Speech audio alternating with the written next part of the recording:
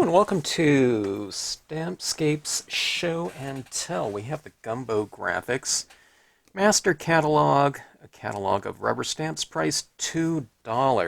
Gumbo Graphics was one of my favorite rubber stamp companies back in the day. The original owner, Lance, he sold the company at one point in time, and I believe Stamp Francisco owns them now, but I'm not sure what's happening with that company, but you can find them online. But at the point of at the time of this shooting of this video, I don't know. I've heard that their website was says they're closed temporarily right now, but I don't know. You can look into them. I'm not sure what they have in terms of the offerings from Gumbo Graphics. I don't know what anything that happened to them after the sale, but I don't know if they have the entire line or what. Anyways, but that being said, I happen to have one of their catalogs right here. This is from 1993, so that was about the time when I was getting Stampscapes off the ground. Gumbo Graphics was already established. I used to see them at the different conventions that that I used to do, be it in the Bay Area of California or in Southern California with the Carson convention. I don't know if he did the other Southern California ones like in Del Mar and Riverside and so on and so forth, but they happen to be one of my favorite companies because they had the types of designs that I liked, but he also happened to be at the conventions that I was at too, so typically I'd be able to stop by, let's say before a show or something like that, and take a look and see what stamps I might want to get. I don't know if I bought some of his stamps at Stamp-A-Barbara and whatnot, but I probably did at some point in time. Anyways, I have this catalog right here, and I totally recognize this facade right here, including this little lady with chalice right here. I did a version of that design when I was over at a Stamp in the Hand back in the 90s. But if you see this book right here on Giuseppe Galli Bibbiena, I'm pronouncing that totally wrong, I'm sure. Architectural and Perspective Designs. I love this type of super intricate type of drawing right here. But look at this catalog page right here. It looks like it's almost the exact same size, but they probably cut out this out of this booklet here. It looks like it's cut off at the exact same point. And I don't know, I'm guessing this is copyright free, I don't know. But here it is right here, and he just kind of merged it with a different kind of background in here. But totally my taste, you know. I mean, I had this book way before this catalog came out. I got this book back in probably the late 80s or something like that, when I was doing some research to do some different Greco-Roman columns and whatnot for a Stamp in the Hand. Those were the first designs that I did for that company, and just designs in general. So, I don't know, it was kind of interesting seeing this right here. I haven't seen this catalog in quite some time. I guess I remember I had it, but I don't remember getting it. It's just, I have I don't know, bookcase full of catalogs and old stamp magazines and whatnot. Okay, so I love tight detail and intricate detail, and you find that a lot with old engravings, master engravings, 19th, 20th century engravings and whatnot. The types of engravings that were done for book illustration before halftones and photography were used in image reproductions in books and magazines and whatnot. So those are the master engravers that I really love. I think that these types of images are, well, they're my taste, but they also merge really well. They go just perfectly with Stampscape stamps. I work in more of a stippling style of drawing, and these ones are more of the engravings, okay? You know, where they're actually engraving, scratching lines into metal plates and whatnot for reproduction. And just a lot of tight detail when it comes to those types of things. Matter of fact, these kind of Southwest styles of imagery would look great for a desert terrain, wouldn't they? Okay, so anyways, I don't know, you have the different table of contents right here. By the way, I love the design of this book. I'm sure that probably Lance did it himself. He was a really fine curator of designs and whatnot. There's other companies that were similar to this company right here. I don't know. I happen to like his stuff, or I just happen to see it the most, because I went to all those different shows where he was at.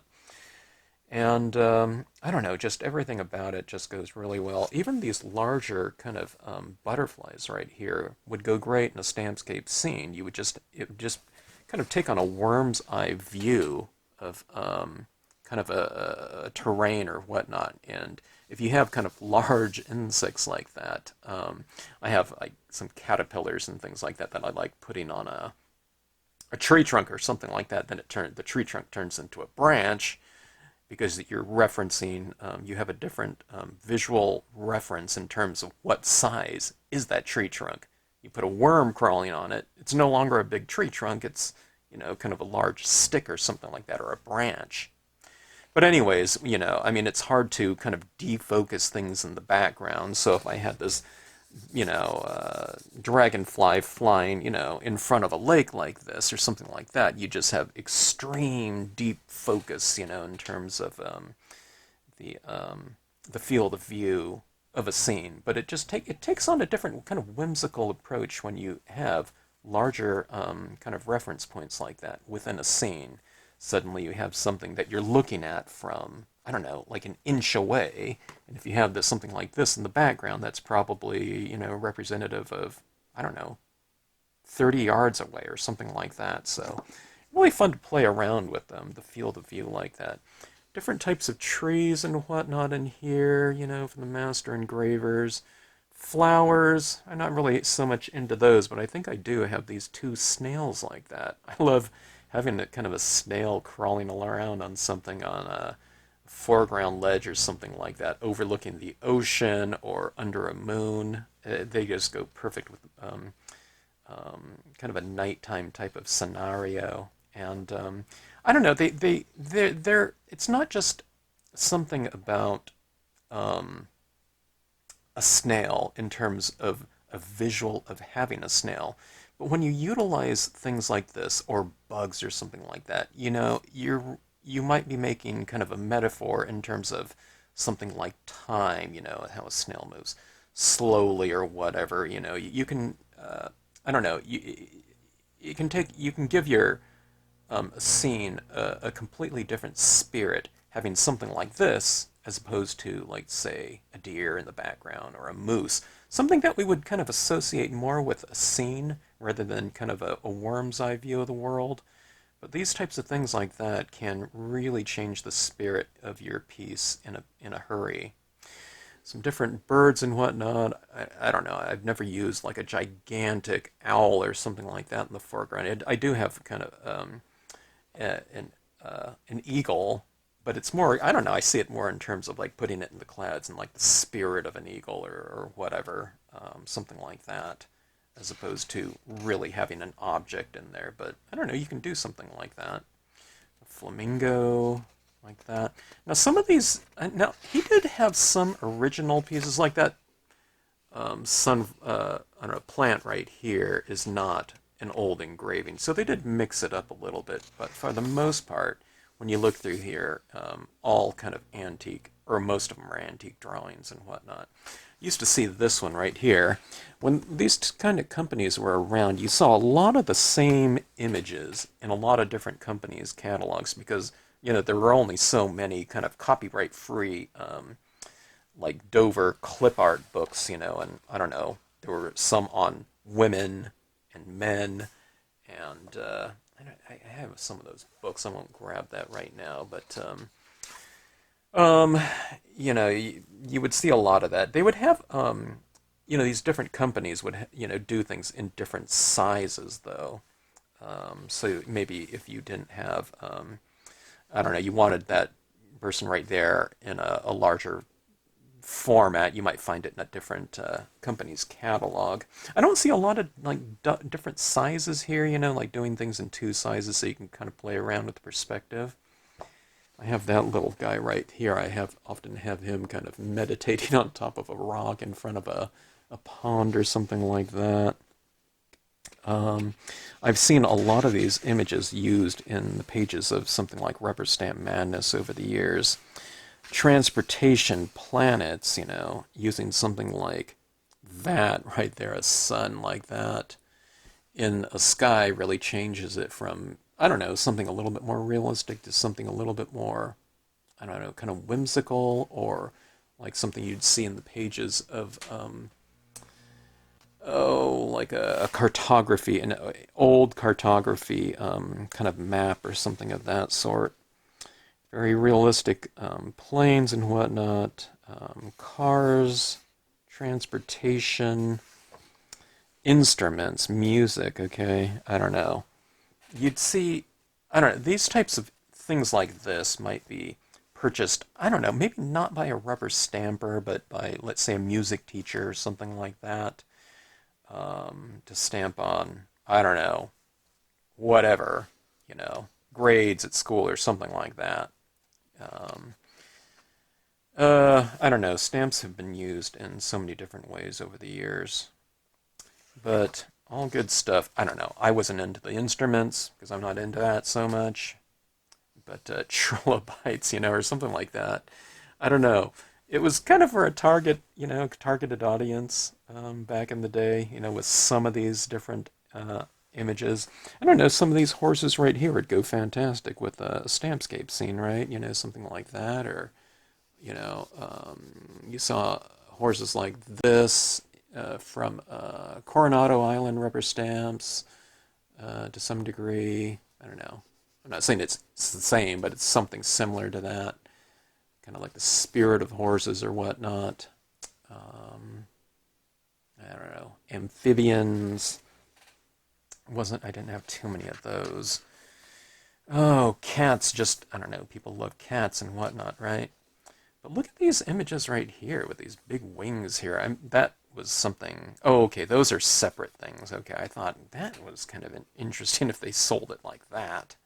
A super targeted audience, but, oil paint, imagery and whatnot. Early Americans, dogs.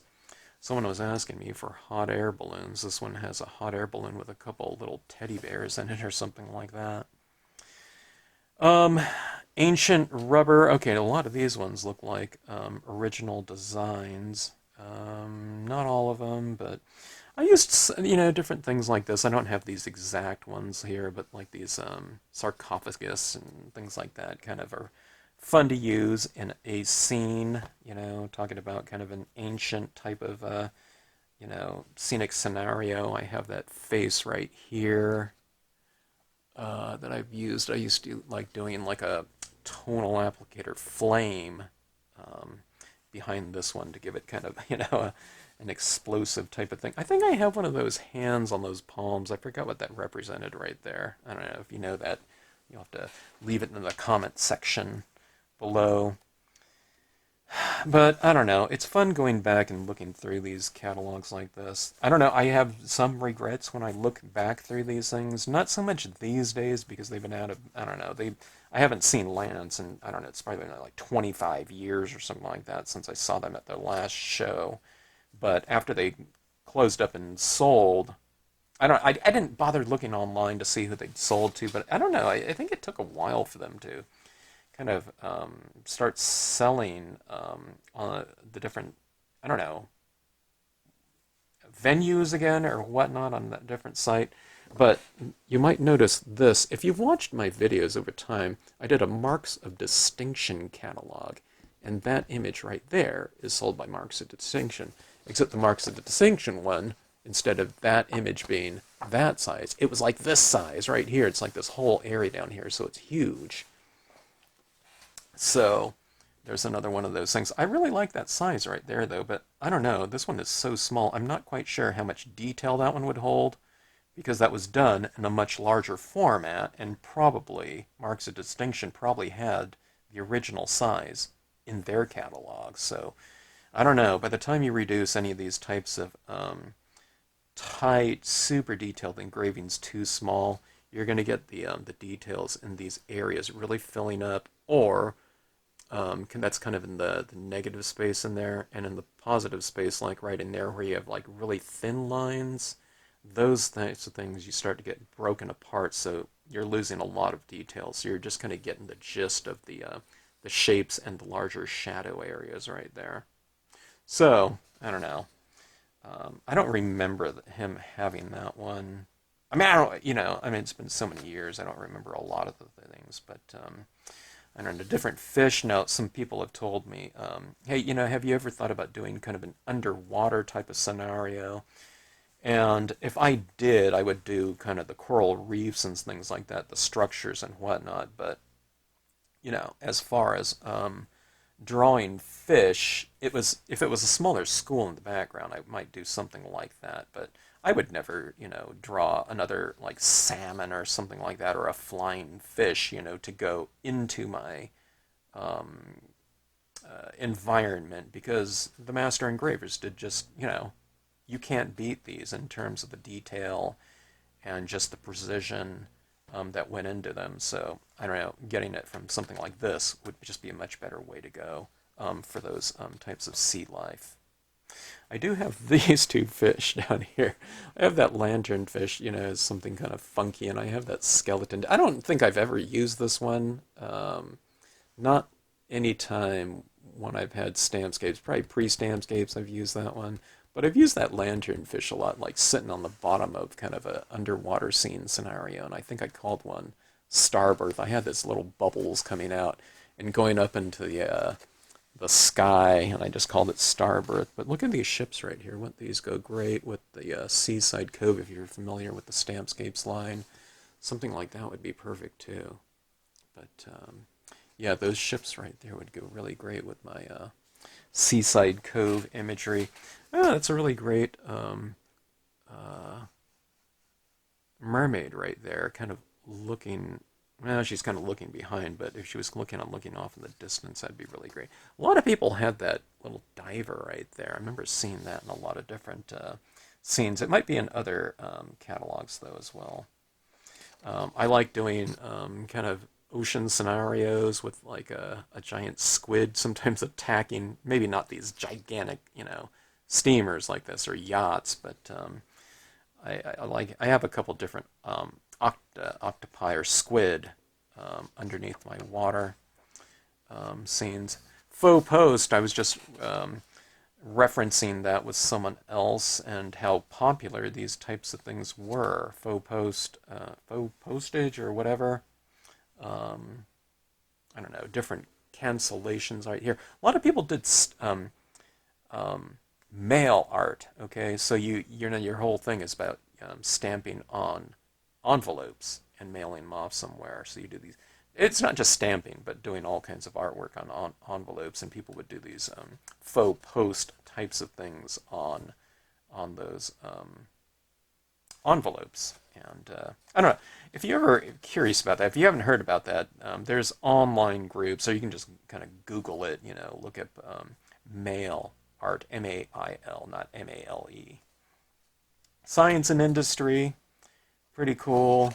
Something like these watches would be kind of interest to me. I like kind of that, I don't know, that notion of time or something like that. Can you imagine putting that, a watch, with a snail in a scene or something like that? It would be kind of cool. So you want to have something a little bit more realistic, in the sky you have a moon or something like that, and then you have a snail. But you replace that moon with, a watch or something like that instead, and that is your light source, and then you have that snail moving. You have these you have this kind of visual dialogue going on between something like that has to do with time, and then you have this reference point down below that has what to do with, in terms of a theme, you have the snail moving along, right? So we can assume that, we're talking about kind of the notion of time and whatever, something like that would be pretty cool.